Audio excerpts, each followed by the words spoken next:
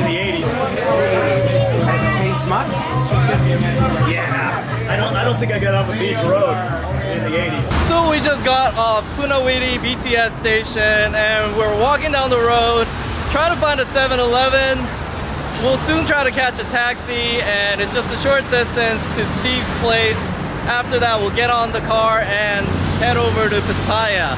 So we couldn't find a 7-Eleven but came across a Mickey D's and I just got like this a McFlurry and a small chicken sandwich for 49 baht, about $1.50. The other reason that I need to do this is it's impossible to find change sometimes when you're going to these local areas and the taxis don't even have enough change to split like a 1,000 baht bill, which is equivalent to about $30. So that's what I was looking for a 7-Eleven for, just to get a quick snack and get some change.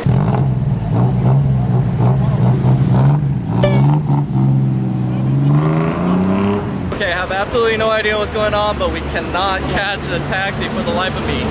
Even this tuk-tuk that has no customer heading in the direction we need to, into the middle of some random soy, turned us down. And like, that's very rare, because tuk-tuks will just, you know, ask some ridiculous amount, like 300 baht or whatever, but he's just like, no, I'm not gonna take you. So, I don't know what's up with this area, but yeah, it sort of sucks. We can't get a taxi. We've been out here for about 20 minutes. We tried for another 20 minutes to catch a taxi with no success. Steve, however, was kind enough to offer the detour and pick us up directly from the main street instead of taking off to Pattaya from his place as what was originally planned.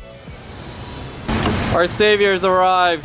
You saved us. I'm just running a few minutes late. Unfortunately, the detour had Steve drive through the traffic, which was even worse today as the rain earlier in the morning caused some flooding. This is something we locals are pretty used to, however, and we were able to trooper onto Pattaya in good time.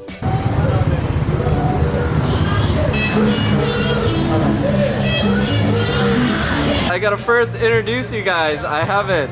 So this is Steve. I'll go ahead and link his channel below in the description. And this is Mal, his lovely wife. The pussycat, meow meow.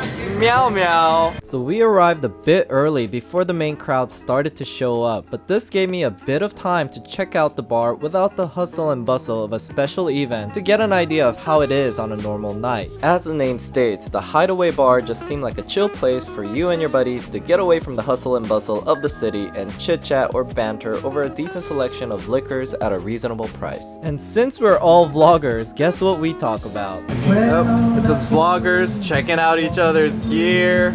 I'm gonna check my can. Hey! What? Keep watching? Keep watching?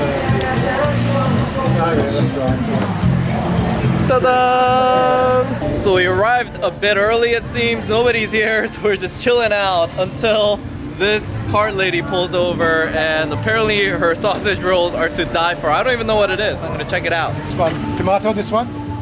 Yeah. Oh.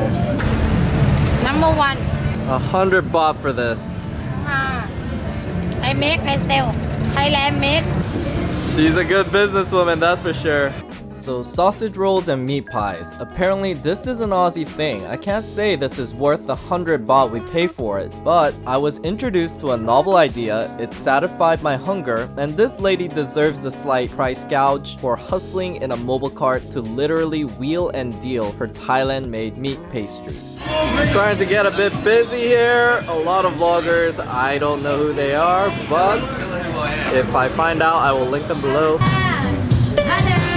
Hello. Hello. Alright, so here's the man of the hour.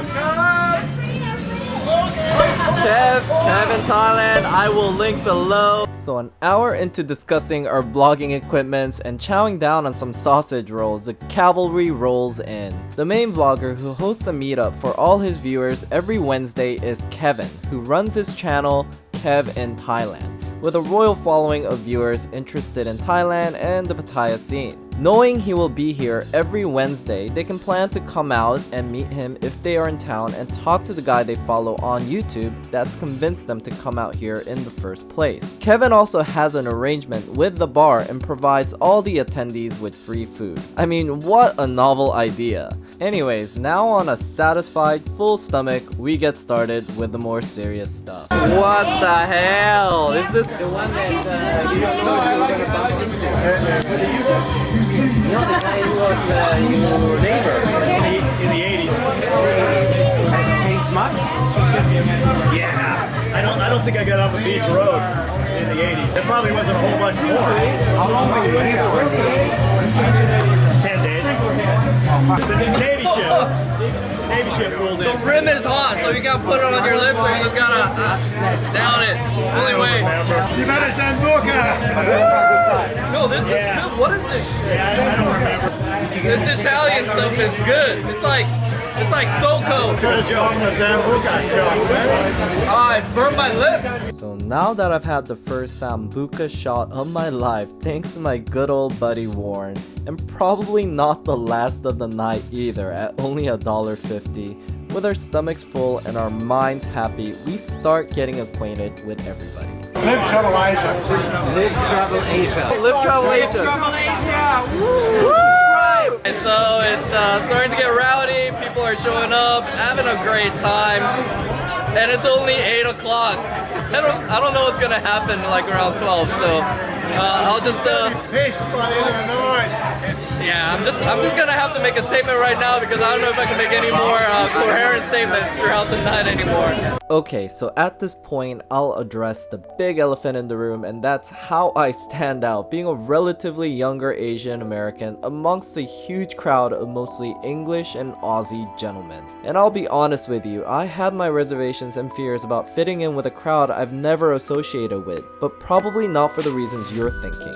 Having worked at a bank for over 13 years, I actually feel comfortable amongst an older crowd, being that my clients and colleagues were much older than me. But being American, coming from a society that's so uptight about being politically correct and being scrutinized with the microscope of social justice for every statement we make, even in my less politically correct evolved self from the past 2 years out here, these Aussies and English were testing my sensitive American limits of acceptable statements. But at the end of the day, I had never had a greater time chit-chatting and joking around with these men who were completely accepting of me and with whom we all shared the value of enjoying our life out here in Thailand and wanting to share these experiences through YouTube for the benefit of others.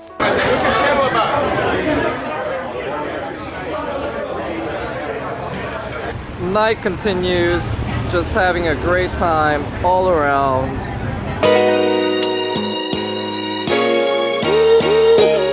Thanks again guys for checking out the vlog, and I hope you enjoyed it as much as I enjoyed the company of these guys, because we all met up again in Bangkok for Warren's birthday the day after I shot this vlog, which will be our next scheduled vlog.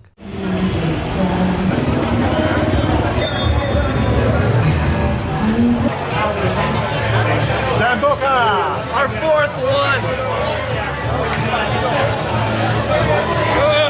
One more! Okay, had a pretty wild night.